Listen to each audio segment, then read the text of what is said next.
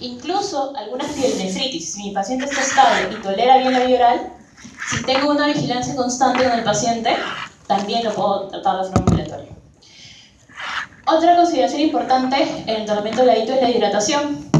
¿Por qué? Porque por el mismo hecho de que, uno, el paciente puede estar vomitando, y segundo, que la paciente puede estar con mucho dolor para miccionar, va a evitar hidratarse adecuadamente. Porque si le molesta ir a miccionar, imagínense si va a querer estar tomando líquidos para miccionar más. Entonces, hay que cuidar la hidratación de la paciente en el tratamiento del ladito. Necesitamos que la paciente esté bien hidratada para que tenga una buena tasa de filtración glomerular y el fármaco pueda penetrar adecuadamente en las vías urinarias. Bien, algo importante es que si justamente tiene sintomatología de cistitis, le va a doler y le va a molestar terriblemente. ¿Sí? Entonces, ¿qué hago? Analgésicos, pero no cualquier analgésicos. ¿Podrían ir bien los AINES? Sí, podrían ir los AINES, pero existe un analgésico que es específico de las vías urinarias llamado fenazopiridina, que es opcional, no quiere decir que a todo paciente con ITU le voy a dar. Va a depender de la molestia o la irritabilidad de la uretra para que dé la sintomatología de cistitis. Y no se olviden que el pilar del tratamiento de una ITU, ¿qué es? Antibióticos. Porque así tenga mucho dolor, mucha molestia, si el antibiótico ya tiene efecto, la molestia va a ceder. Pero no tan rápido como con un analgésico, ¿verdad? Bien. Hablemos de la fenazopiridina. ¿Qué es la fenazopiridina? La fenazopiridina es un tinte azoico, colorado de la orina. ¿Sí? Entonces, ¿es importante que ustedes sepan esto? Sí, porque la persona va a venir y ustedes le van a dar fenazopiridina y ¿qué les va a decir? Doctor, estoy orinando naranja, casi rojo. Ese medicamento que usted me ha dado me ha empeorado. Y ya sabemos que no es. ¿Por qué? Porque nosotros ya le hemos explicado a nuestro paciente que ese fármaco va a teñir su orina de naranjado a rojo. Bien, entonces, el mecanismo de acción no está muy claro, pero se sabe que es un analgésico que puede llegar hasta la mucosa del tracto urinario. Y lo que sí se sabe es que uno de los metabolitos de la fenazopiridina es acetaminofén. Y ustedes saben que acetaminofén es paracetamol, yo pensé que iba a ser en coro paracetamol, porque es el analgésico más conocido, ¿verdad? El famoso paracetamol. Entonces, acetaminofén es paracetamol, entonces un metabolito de fenazopiridina es acetaminofén. Entonces, causa una analgesia local. Recién cuando llegan las vías urinarias, produce esa analgesia. No es una analgesia. O sea, no se me ocurría tomar fenazopiridina para calmar mi dolor de cabeza. No va por ahí. Ahí sí toman su paracetamol. Bien, lo pueden administrar solo la fenazopiridina o lo pueden administrar que ya vienen combinaciones con el antibiótico de vías urinarias, que suelen ser los más frecuentes, ¿no? Entonces lo pueden dar solo con el antibiótico. Existen incluso combinaciones de cipro, fenazopiridina, de cotrimoxazol o nitrofurantoína con fenazopiridina. ¿Cuál es la dosis? Va desde 100 hasta 200 miligramos cada 8 horas. ¿De qué depende? De la intensidad del dolor. A veces solamente con una monodosis, una dosis única, ceden todos los síntomas de irritación. Y a veces sí necesitas dar las 3 dosis diarias. La dosis mínima de 100 miligramos y hasta la dosis máxima de 200 miligramos cada 8 horas. Sin embargo, quise no exceder su uso a más de 2 días. ¿Por qué? Porque como penetra mucho tejido urinario, le encanta el tejido urinario, puede concentrarse y generar toxicidad. Adicionalmente a eso también tiene una interacción a nivel de la hemoglobina. Y si se almacena fenazopiridina, puede incluso llegar a causar hepatotoxicidad. Por ende, yo tengo que tener cuidado si mi paciente tiene disfunción urinaria o si tiene disfunción hepática, ¿verdad? ¿Se acuerdan de metabolismo, de excreción? Que es importante en el paciente. Entonces, si mi paciente tiene insuficiencia hepática, yo debo ajustar la dosis, pero no hay guías específicas para el ajuste hepático. O sea, recuerda un fármaco, el ajuste hepático es muy complicado de hacer. Pero si hay insuficiencia renal, sí, yo calculo la depuración de creatinina y ajusto la dosis para la depuración de creatinina. Se define que si tiene un clearance urinario, o sea, depuración, menos de 50 mililitros minuto, no se debe utilizar fenazopiridina. Entonces quiere decir que si tengo más de eso lo puedo utilizar, sí. Si tengo más de 80 clearance, normal, la dosis igual. Pero si tengo entre 50 y 80, reduzco la dosis a 100 o el espacio y ya no son cada 8 horas, sino cada 16 horas o cada 24 horas. ¿Qué efectos adversos son frecuentes con fenoxaparina? Los más comunes, que seas alérgico a la fenoxaparina y por su acción a nivel renal y hepático, que eleve las enzimas hepáticas, puede causar incluso ictericia, se puede ver las escleras amarillas, sobre todo si la persona lo ha utilizado más de los 2 días indicados para su uso. ¿Y será necesario utilizar más de 2 días? No, porque se supone que tú no solamente le estás dando la fenoxaparina, también le estás dando el tratamiento de la causa, que es el antibiótico. Y el antibiótico va a calmar los síntomas, ya no va a tener irritación, porque la infección tiene que ceder. Entonces, no se debería utilizar más de 2 días en ningún caso. Y está contraindicado en un tipo de pacientes, en pacientes que tengan la deficiencia de la glucosa 6-fosfato diesterasa, ¿no? Bien, y entonces, ¿cómo manejamos una cistitis? Con antibióticos. Bien, necesitamos que cubran las bacterias más probables según la epidemiología local. Ya sabemos que el E. coli es el agente causal más frecuente, pero recuerden, en todo lo que es infecciones, yo necesito saber qué es lo más frecuente en mi hospital y alrededores, o qué es lo más frecuente en mi ciudad, o si ustedes van a un pueblito, qué es lo más frecuente en ese pueblito donde yo estoy atendiendo, ¿sí? Porque la epidemiología local va a ser importante, sobre todo para los perfiles de resistencia. Bien, se dice que clásicamente hay todo un consenso a nivel mundial de que son 3 drogas las que se pueden utilizar de primera línea para una ITU. Entonces hicieron su consenso la Sociedad de Enfermedades Infecciosas de Norteamérica, la Sociedad Americana de Neurología y el Colegio Americano de Obstetras y Ginecólogos. ¿Ya? Y decidieron que hay 3 antibióticos que son los de primera línea para una cistitis, y son nitrofurantoína, fosfomicina, el tipo trometamol, y trimetoprim sulfamethoxazol. ¿Se acuerdan del Bactrim? Trimetoprim sulfamethoxazol, ahí está. Pero ustedes recuerdan por fármaco que trimetoprim sulfamethoxazol actualmente hay mucha resistencia. Sí, entonces por eso es muy importante lo del perfil de resistencia antibiótica. Entonces, ¿qué te dice? Que tú puedes dar trimetoprim sulfamethoxazol. La dosis que recomienda la sociedad es 160 miligramos, 800 miligramos de trimetoprim sulfamethoxazol cada 12 horas por 3 días. Entonces los esquemas de tratamiento de cistitis son cortos, son 3 días. ¿Sí? Incluso tienes, por ejemplo, fosfomicina trometamol, 3 gramos en monodosis. Entonces le doy una sola dosis al paciente y me olvido de todo el tratamiento. ¿Sí? Así está escrita el uso de fosfomicina y ahora vamos a ver por qué. Me pasé.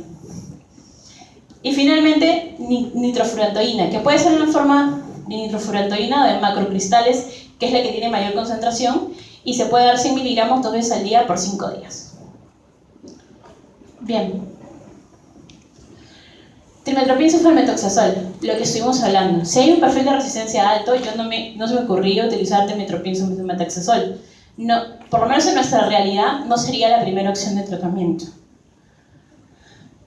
Pero es un antibiótico bueno, sí, porque actúa sobre gram positivos, gram negativos, E. coli, Klebsiella, enterobacterias, las que me van a causar itus.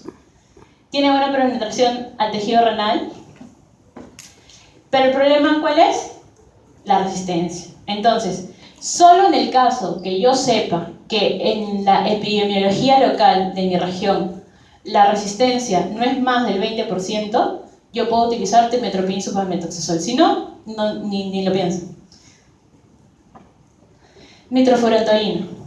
Esto es un antibiótico que cuando vimos fármaco no lo revisamos, ¿no? Seguro no le suena mucho. ¿Por qué? Porque es un antibiótico exclusivo de las vías urinarias. Así se llama. ¿Y por qué? Porque prácticamente solo penetra bien al tejido urinario, no penetra otro tejido. Entonces, si yo tengo un fármaco que suele solamente concentrarse en un tejido y casi no ir a los otros, obviamente si hay algo en ese tejido, utilizaría ese antibiótico, ¿verdad? Y por eso es que nitrofurantoína es un antibiótico que reservamos para el tratamiento de infecciones urinarias. No lo usas para otras cosas. Bien, nitrofurantoína, ¿cubre gram positivo? Sí, y generalmente son los enterococos que pueden causar infecciones urinarias. Cubre coli.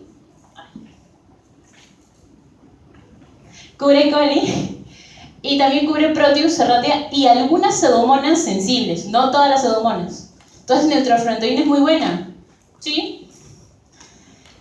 El problema de neutrofurantoína es que su disponibilidad es baja. ¿Por qué? Porque en plasma se concentra muy poco, penetra poco los tejidos, entonces se suele concentrar en el tejido renal. Se elimina básicamente por vía renal. Pero ¿qué pasa? Como se concentra en vía renal, depende mucho de la función urinaria. Y nosotros ya vimos que los adultos mayores van a ir perdiendo su capacidad funcional, ¿verdad? Entonces, si mi paciente es adulto mayor, yo tengo que tener cuidado con el antibiótico que le voy a dar. Y en ese caso, sobre todo con ellos, cuidado con nitrofurantoína. Si la evaporación de creatinina está por debajo de 30, no lo debo usar. ¿Cuáles son los efectos adversos? Los más frecuentes son náusea y vómitos. Sin embargo, se ha reportado algunas reacciones adversas poco frecuentes, pero que son de cuidado, como neuropatías periféricas y el pulmón de nitrofurantoína, que es un tipo de fibrosis pulmonar. El pulmón se fibrosa porque la nitrofurantoína, que normalmente no penetra el tejido pulmonar, se concentra ahí y lo daña. Entonces, ¿cuándo utilizamos nitrofurantoína? Para tratar una cistitis o para prevención, o sea, para profilaxis de hito. Entonces, en las profilaxis de hito recurrente, ¿puedo utilizar nitrofurantoína? Sí. Bien, fosfomicina, la forma de trometamol. Y a todo esto, ¿por qué trometamol? Porque fosfomicina es un antibiótico nuevo, bueno, relativamente nuevo, pero es de las últimas décadas, por así decirlo. Fosfomicina se puede utilizar en forma de trometamol, también conocido como trometamina, pero también se puede utilizar en fosfomicina cálcica, que se da por vía oral, y fosfomicina disodio, que se da por vía endovenosa. ¿Para qué sirve? Fosfomicina es muy parecido a las penicilinas, que inhibe la síntesis de la pared bacteriana, pero lo inhibe de una forma distinta, porque recuerden que los betalactámicos, o sea, las penicilinas, inhiben la transpeptidación, que se unan los peptidoglicanos de la pared, ¿no es cierto? Fosfomicina inhibe la síntesis, pero en una etapa inicial, en la formación del peptidoglicano. Entonces, inhibe la síntesis de la pared bacteriana. Por ende, va a tener actividad tanto por gram positivos como por gram negativos. Entonces, cubre gram negativos E. coli, incluso puede cubrir la mayoría de uropatógenos, y se dice que incluso puede penetrar los biofilms. Los biofilms es como una forma en que las bacterias se unen para protegerse de la entrada de antibióticos.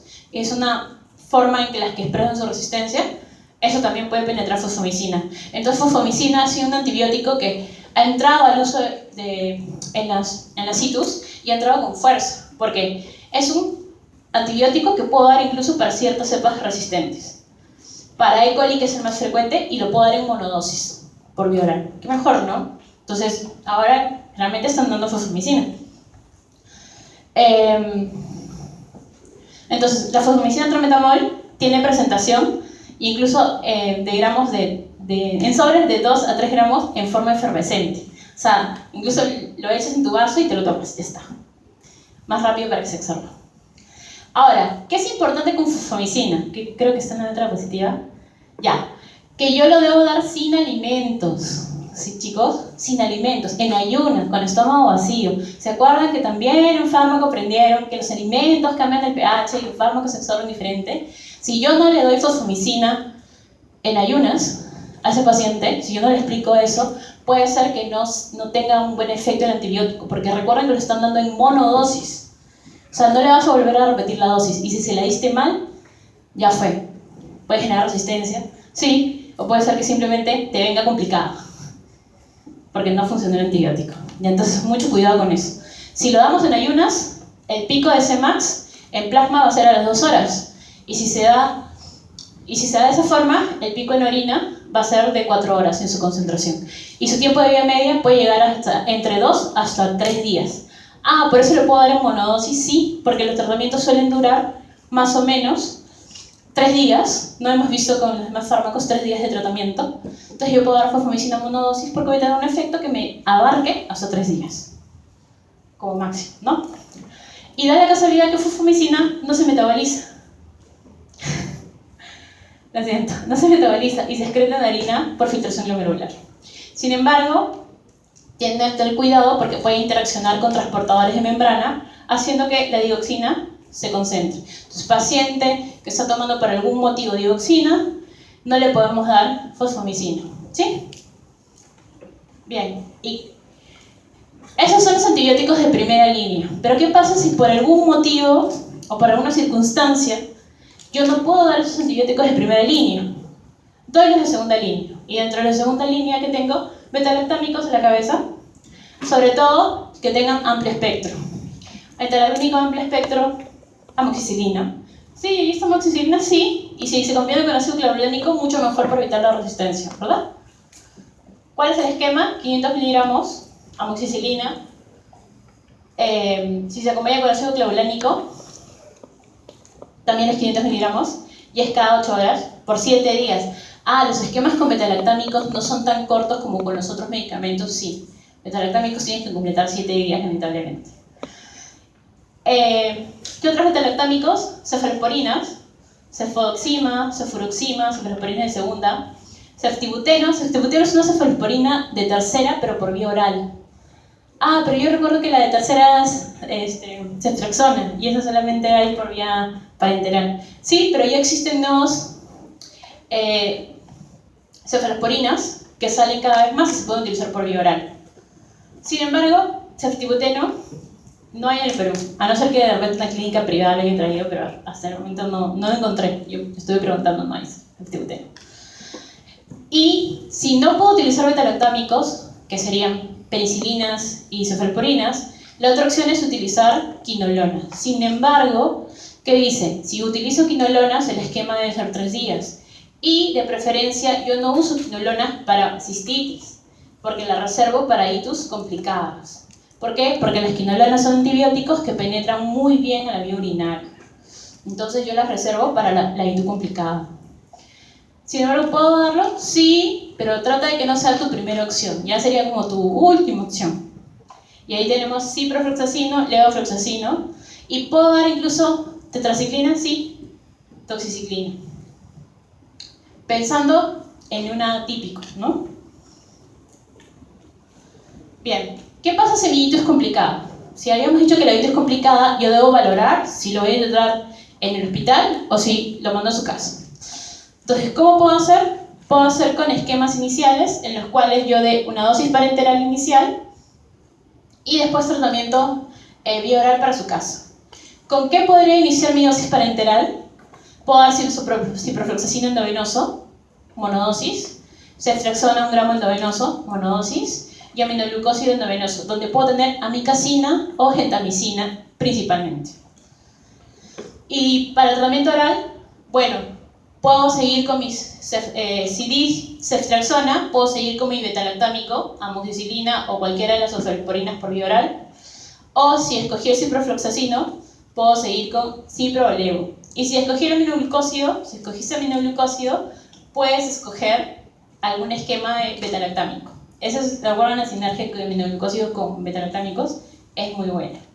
Ahora, ¿yo podría mandarlo con aminoglucósidos a su casa? Sí, pero tendría que recetarle intramuscular. Y tendré que decir que se va a poner una inyección durante 5 días. Qué doloroso. Pero bueno, hay esa opción. No es como que la preferible, pero se puede. ¿Y qué pasa si es una hito complicada? Lo hospitalizamos y damos tratamiento parenteral. ¿Y con qué damos? Ya dijimos que la primera opción del tratamiento hospitalario es fluorquinolonas. Pero yo puedo dar aminoglucósidos sí, combinados generalmente con beta-lactámicos. ¿Cuál es beta-lactámico? Ampicilina o una aminopenicilina. Y en las cefalosporinas de amplio espectro, donde está ampicilina, sí, con aminoglucósidos, cualquier aminoglucósido. ¿Puedo dar penicilina de amplio espectro? Sí, solo o con aminoglucósidos. ¿Y carbapenem? Sí, pero que los carbapenem suelen ir solos. Pero ¿por qué lo pone aquí entre paréntesis? Porque normalmente el tratamiento de una ITU hospitalaria suele ser monoterapia.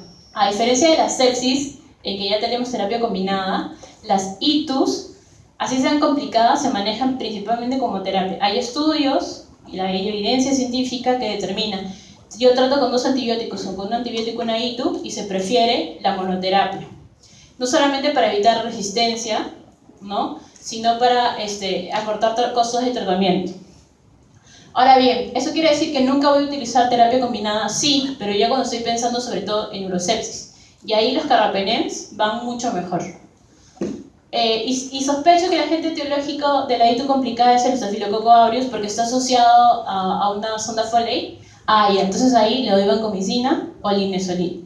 ¿O qué otra cosa podía utilizar? Ceftalorina también, ¿no? Pero bueno, no está. No está en la guía para ITU.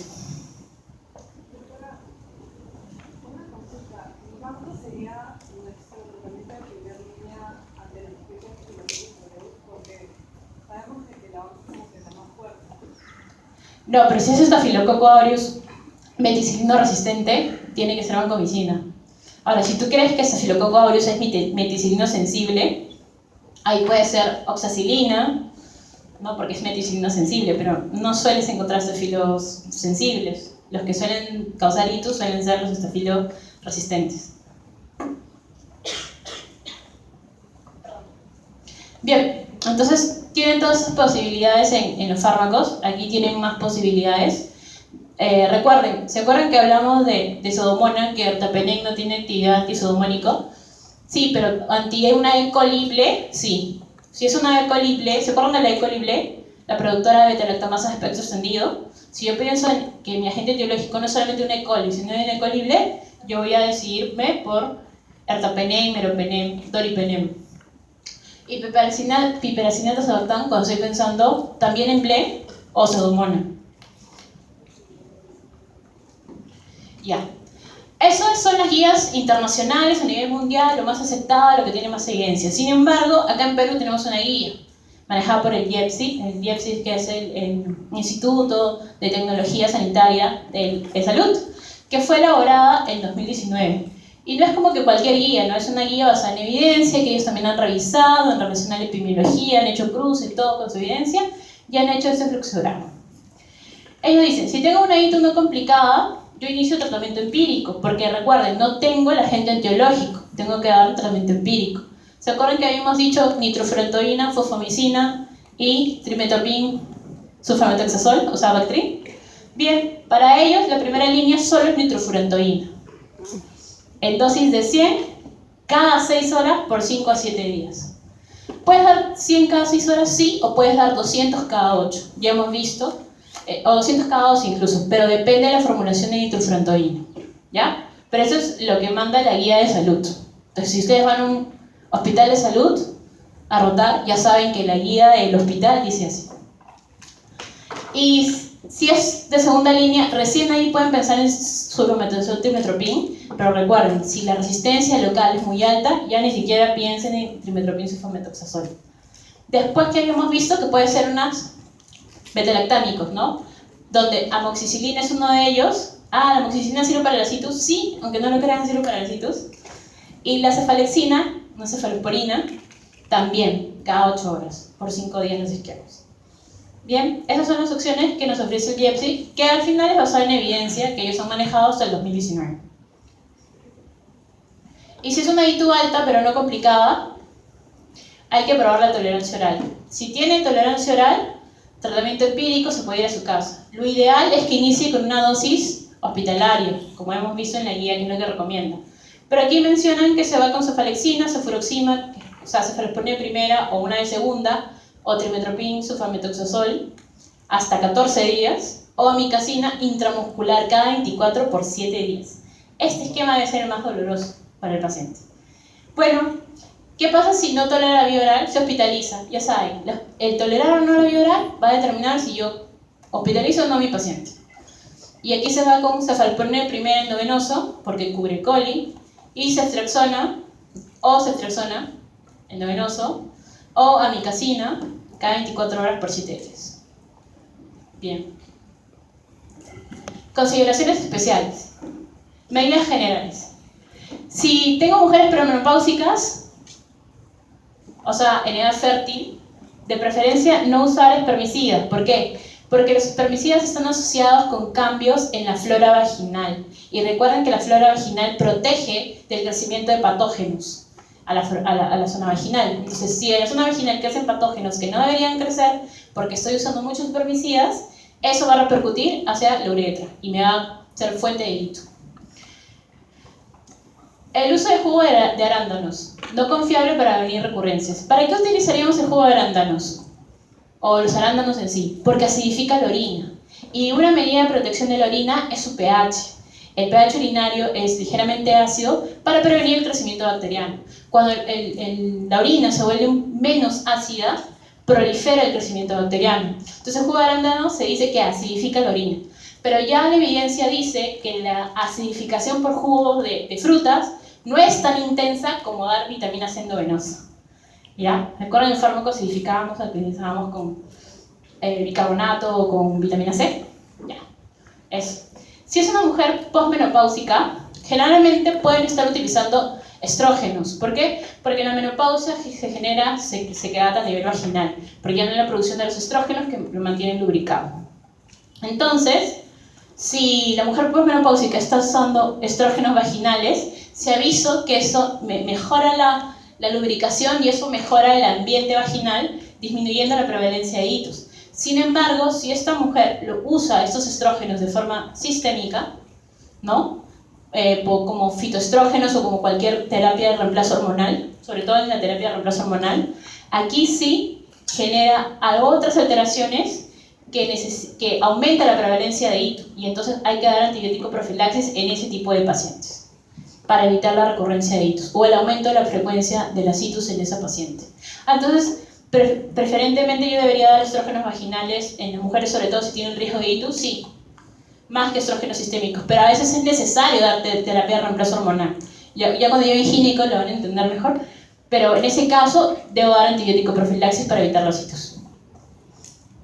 Bien, ¿qué pasa si tengo bacteriurias asintomáticas? ¿Y qué es una bacteriuria asintomática? Es un urocultivo positivo, pero sin síntomas, ¿no? Bacteriuria positiva, pero sin síntomas, asintomático. Entonces, ¿en quiénes voy a tratar? En las gestantes. Una bacteriuria asintomática solamente está indicada de tratar en gestantes o en pacientes que vayan a ser sometidos a cirugía urogenital en los próximos días. Si sale un urocultivo así con bacteriuria asintomática, se debe dar tratamiento para evitar la proliferación.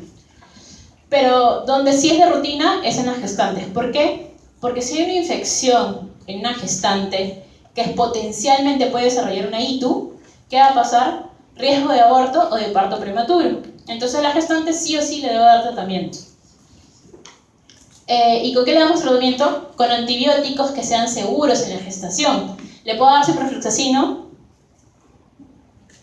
¿Le puedo dar ciprofloxacino, chicos? ¿Las quinolonas son seguras en la gestación? No, por ahí me dicen que no, ya muy bien. Nada de quinolonas, ¿qué le doy? Cefalexina o nitrofurantoína. Así está descrita la profilaxis para gestantes. Si es una funjuria, ¿se acuerdan que pueden haber hitos producidas por hongos? Sí, suelen darse sobre todo cuando hay disrupción de la flora vaginal. Puede darse cuando hay vaginosis frecuentes. ¿Qué le damos? Fluconazol, el antimicótico. Una dosis inicial de 400 y luego 200 durante 7 a 14 días. O, si es una cándida resistente a fluconazol, la opción es anfotericina B. Pero esto no se les ocurra dar en gestantes, por favor. Solamente si es no gestante. ¿Ya? Bien. Hito recurrente. ¿Yo puedo dar profilaxis para hito recurrente? Sí, y les dije que había hitos recurrentes asociados a la actividad sexual. Utilicen o no espermicidas. Generalmente es una paciente que después de una actividad sexual, a los pocos días suele tener síntomas de cistitis, de irritabilidad del uretra. Entonces, ¿cuándo decimos que es una hito recurrente? Cuando tiene 2 episodios en 6 meses o 3 en un año. Así diagnostico la hito recurrente. El tratamiento profiláctico ha demostrado ser efectivo para prevenir las recurrencias. ¿Por qué? Porque si la mujer sigue con hito, la probabilidad de que le dé una urosepsis cada vez está más cerca. ¿Sí? Bien. Y entonces, ¿qué hacemos? Si es una hito relacionada a la actividad sexual, el tratamiento se da por 6 meses o se puede dar postcoital en monodosis. Nitrofurantoína en bajas dosis, cefalexina en bajas dosis, incluso con trimmetoprim sulfametoxazol si el perfil epidemiológico lo permite. Menos probable con ciprofloxacino, pero también está descrito, incluso con norfloxacino, o con el mismo trimmetoprim solo. De preferencia, los 2 primeros. Ah, pero también está descrito hace poco, con la entrada de la fosfomicina así, o sea, ampliamente en el tratamiento de las cistitis, la fosfomicina trometamol, de los 3 gramos que estuvimos hablando, pero se da una dosis cada 10 días por 6 meses o hasta llegar a los 2 años. Entonces te olvidas de tomar la dosis diaria y tomas solamente tus 3 gramos cada 10 días. Y así está descrito también para la profilaxis. Ahora, puede haber hitos recurrentes en mujeres no relacionadas con actividad sexual, sí, sobre todo aquellas que tienen alguna anormalidad anatómica en la vía urinaria que genere éstasis urinaria, estrechez. Entonces, ahí está nitrofurantoína, sulfaxina, norfloxacino o telmetropina. Bien, creo que ahí terminamos hito. Sí, y hasta aquí terminamos hito. Fácil, ¿verdad? ¿No? La hito no es nada complicada. Y hito es una de las patologías que como médicos generales más van a diagnosticar. Cuando se gradúan y les toca hacer las guardias, ni siquiera en su serum, ¿no? Cuando estén haciendo las guardias en el centro de salud o en el policlínico donde estén, lo que más les va a venir es ITU, EDAS e IDAS. Ya está. Entonces, si no saben manejar eso, están en peligro. Bien, patología prostática no quirúrgica. Así como ya vimos en las mujeres más frecuente la ITU, la patología prostática obviamente es de varones, ¿no? Bien. ¿Y qué pasa? En la patología prostática, la hiperplasia prostática benigna es la más frecuente, sobre todo en adultos mayores. ¿Por qué? Porque la próstata va desvirtuando su tamaño conforme se va envejeciendo. ¿Pero qué es la próstata?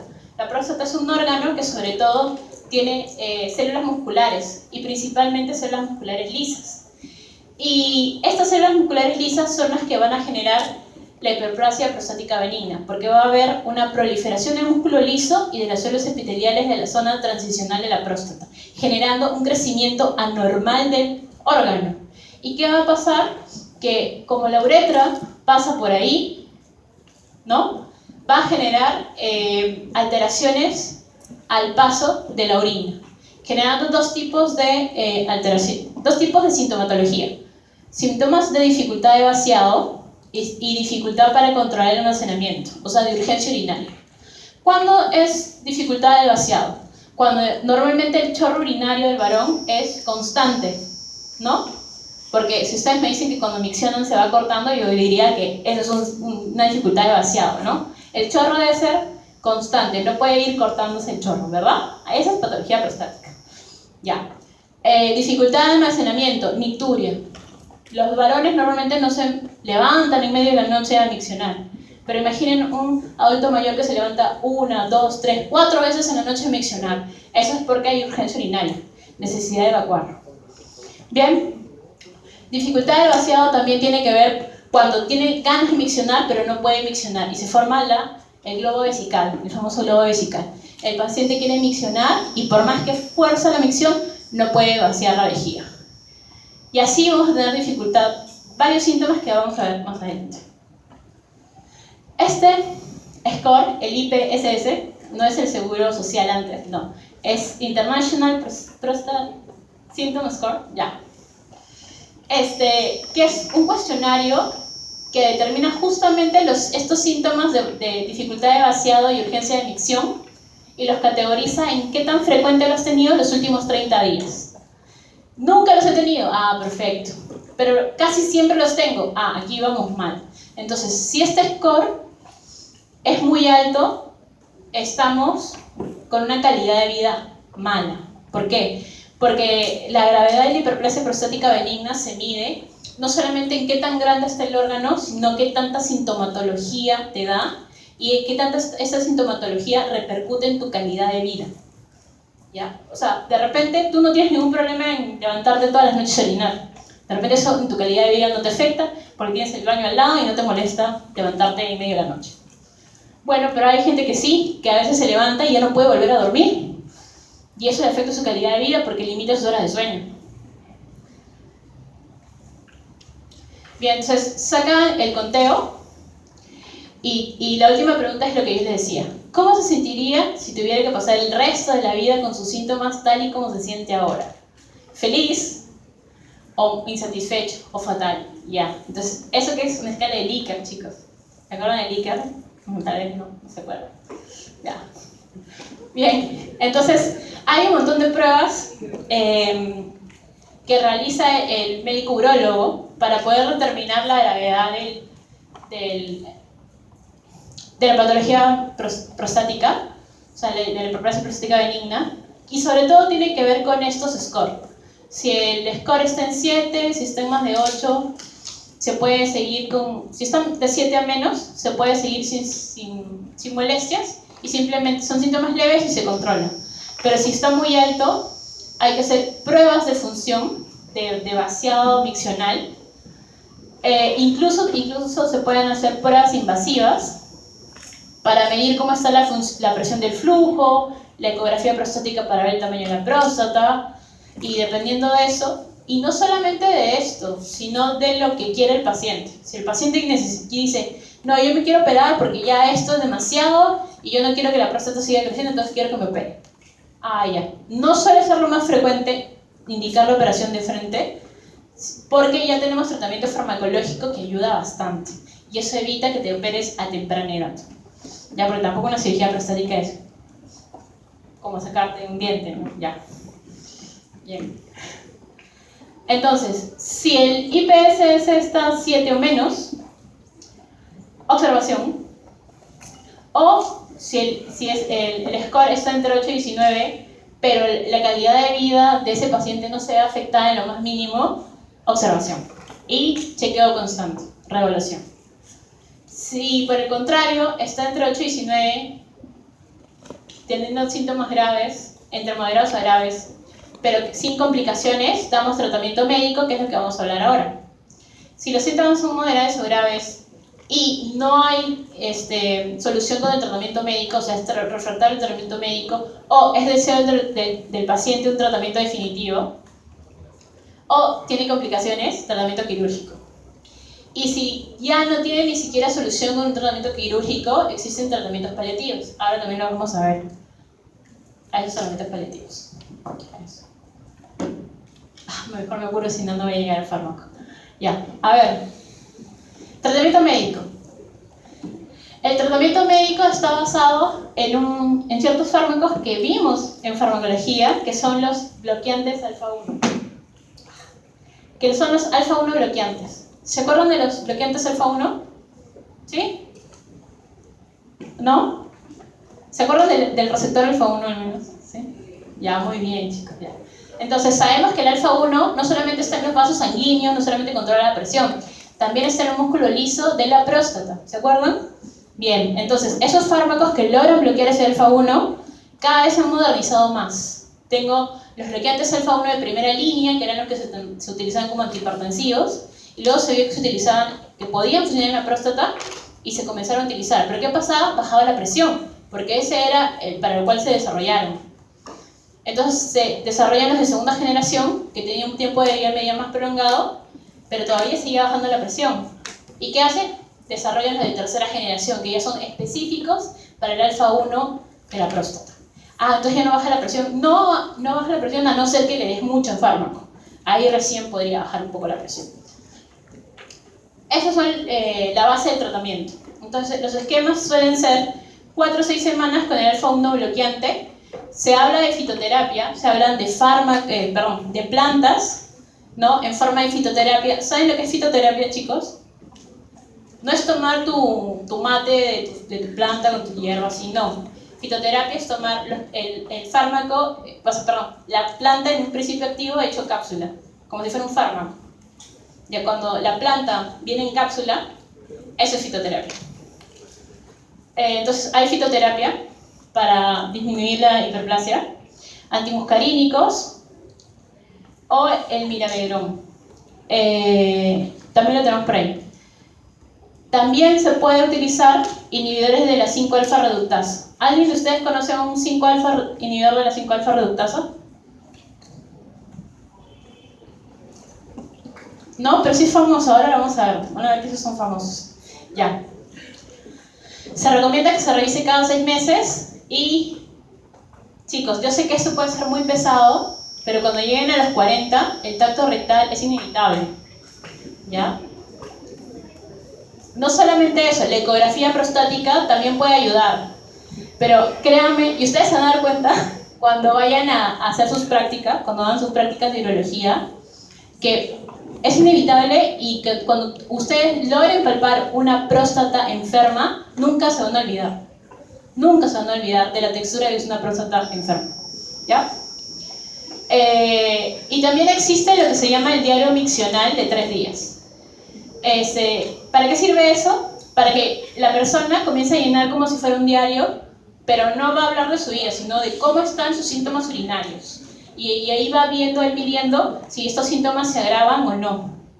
¿Sí? Porque de repente cuando van a la consulta, ¡ay, sí, creo que sí, estoy mejor!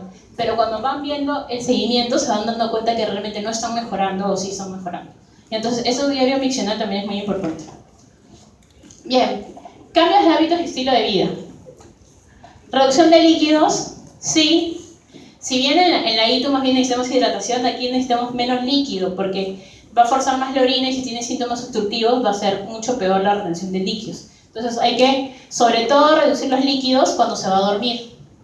¿Ya? Y también si es que van a lugares públicos, porque si tienen urgencia urinaria y van a un lugar público, ¿no? Van a tener que estar saliendo del baño a cada rato. Entonces, dependiendo de los síntomas, para sobre todo controlar la calidad de vida. La eliminación o moderación con café, alcohol y picantes, porque eso puede generar irritabilidad vésico-uretral en el paciente. Y el café genera más micción, el alcohol genera más micción y el picante genera la irritación. Revisión de la medicación habitual para evitar que no sean fármacos que puedan propiciar que haya algún tipo de aumento de la micción, como por ejemplo el uso de diuréticos. Si es un paciente hipertenso y está usando diuréticos, le cambiaríamos por otro tipo de diurético. Y lo que hace son técnicas. ¿Técnicas de qué? Técnicas de mejoramiento de la función uretral. Ustedes, bueno, todavía no han llevado a ginecología, pero en ginecología existe una patología que se llama prolaxo, que es cuando en la zona pélvica salen algunas estructuras anatómicas, porque, ¿qué pasa? El piso pélvico pierde fuerza, ¿sí? Bien, pero ¿qué pasa en el paciente varón? También cuando hay enfermedad prostática, el suelo pélvico pierde fuerza y eso evita que pueda generar una fuerza a la hora de miccionar. Entonces existen ejercicios para poder potenciar ese suelo pélvico. Y ahí tienen masaje uretral, al final de la micción. Hay un montón de técnicas que están aquí descritas que se pueden utilizar. Y control del estreñimiento, porque el estreñimiento también genera maniobra de Valsalva, genera pujo y entonces puede haber micción sin necesidad, ¿no? Porque hay urgencia miccional, parte de los síntomas. Bien, entonces el tratamiento médico se basa en alfa bloqueadores, alfa 1 bloqueantes y los inhibidores de la 5-alfa reductasa, esos que les dije que son famosos.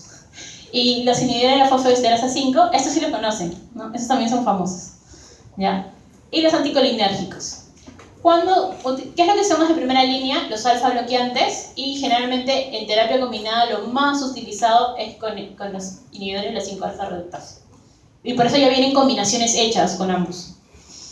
Entonces, los alfa bloqueantes, les decía, los de primera línea, prazosina, es no selectivo, bloquea todos los alfa 1, tanto vasculares como prostáticos, pero tiene tiempo de vida medio corto, ¿no? Aquí vemos que se daba, bueno, aquí no lo mencionan, pero es más o menos 6 horas. Toxazosina y terazosina, que fueron los de segunda línea, que también fueron no selectivos, pero su tiempo de acción fue más prolongado. Y los bloqueadores selectivos del alfa 1A. ¿Por qué el alfa 1A? Porque el alfa 1 hay alfa 1A, alfa 1B y alfa 1D. Y el alfa 1A es el específico que está en las vías urinarias, no solamente en próstata, también en uréteres. Entonces, estos son los nuevos que ahora se utilizan: tamsulosina, alfusosina, silodosina. Al ser mucho más específicos para bloquear el alfa 1A, disminuye la probabilidad de esos síntomas de hipotensión ortostática o de bajar la presión. Entonces, hay esquemas con terazosina, con toxazosina, pero sobre todo los más utilizados son alfusosina, tamsulosina y silodosina actualmente. Ya estos se han descontinuado su uso. Alfusosina viene en presentaciones de 10 miligramos, entonces puedes dar un comprimido de 10 miligramos después de la comida. Tamsulosina viene en presentaciones de 0.4 miligramos, un comprimido en la mañana o en la noche. Y la silodosina también viene de 4 y viene de 8, pero más o menos la indicación es de 8 miligramos, a no ser que tenga enfermedad renal crónica, ahí se da la presentación de 4. Ya, ¿qué pasa con los alfa-bloqueantes? Relajan el músculo liso uretral y por ende mejoran toda la sintomatología de obstrucción. Si tiene muchos síntomas de obstrucción que quiere mencionar y no puede, va a mejorar esa sintomatología con el alfa-bloqueante porque va a relajar el músculo liso. Pero ¿qué pasa? ¿Cuáles son los efectos adversos? Somnolencia, dolor de cabeza, congestión nasal, porque se acuerdan que los alfa-1 son descongestionantes, los agonistas alfa-1 son descongestionantes, los bloqueantes congestionan, ¿no? La telazocina y la doxazocina pueden producir mareo, hipotensión postural y taquicardia refleja por su efecto que bloquean alfa-1 vascular también. Tansulosina y silodosina pueden provocar ausencia de eyaculación, sobre todo cuando el paciente son más jóvenes. Si bien la patología prostática benigna se da en pacientes mayores, pero entre un paciente de 60 años, que es el más joven dentro de los mayores, a un paciente de 80, se va a dar sobre todo la eyaculación, ausencia de eyaculación en los más jóvenes. Este produce el IFIS, que es una alteración de un síndrome que se da intraoperatorio en el ojo, que lo que hace es no solamente el iris, sino incluso el cristalino, por lo que si es que el paciente va a ser sometido a una cirugía de cataratas, se debe suspender ese fármaco 1 o 2 semanas antes, porque ¿se acuerdan que en el ojo también tenemos receptores alfa-1 que producen la midriasis? ¿Sí? Entonces van a bloquear eso y van a generar este síndrome que puede hacer que se desprenda el cristalino. ¿Y cuándo se ha indicado el uso de estos alfa-bloqueantes?